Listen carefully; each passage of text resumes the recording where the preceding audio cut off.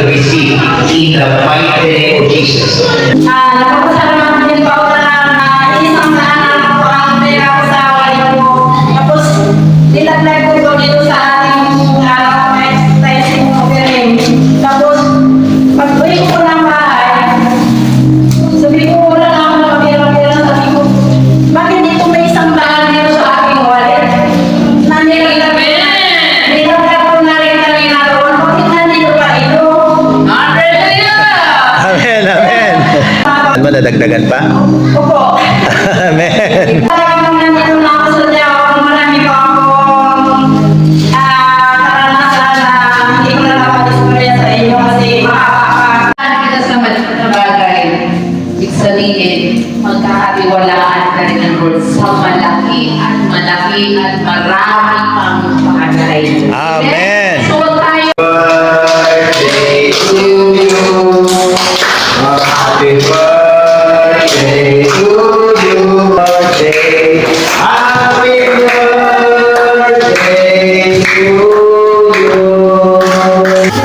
53 years old of God's faithfulness. Practice teaching na po siya na sabi na sa akin pa, practice teaching na ako. Ang problema sabi niya yung gastos. Kaya sabi ko, manalangin lang po tayo kay Lord. Sagot na nila ang kanyang gastusin sa kanya. Bibili ng laptop. Kasi din, naramdaman ko na po na medyo wala Lord, dahil ayos po yung mga kalagayan natin lahat. Ngayon, alam mo po namin, mag-share na kami. Wow, hallelujah. Opo, tapos lang po na Sabado, sundin po kami nag-share. Kung ako nag-share kami sa mga tao, sa akalong kausap ko, yung iba po nakikinig sila sa lahat ng agad.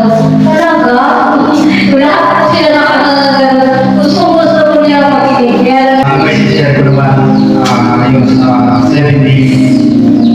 Bigyan kita ng 5,000 Wow. sa isa. Pero hindi ko po inaasam. Thank you, Jesus. Lapakan natin si Lord, family. 1, 2, hanggang 10. Gaano siya kasakit?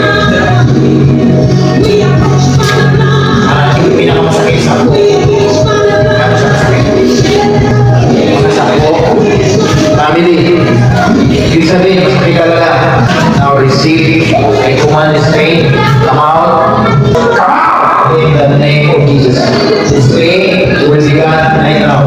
In the name of Jesus. Okay? Sa mga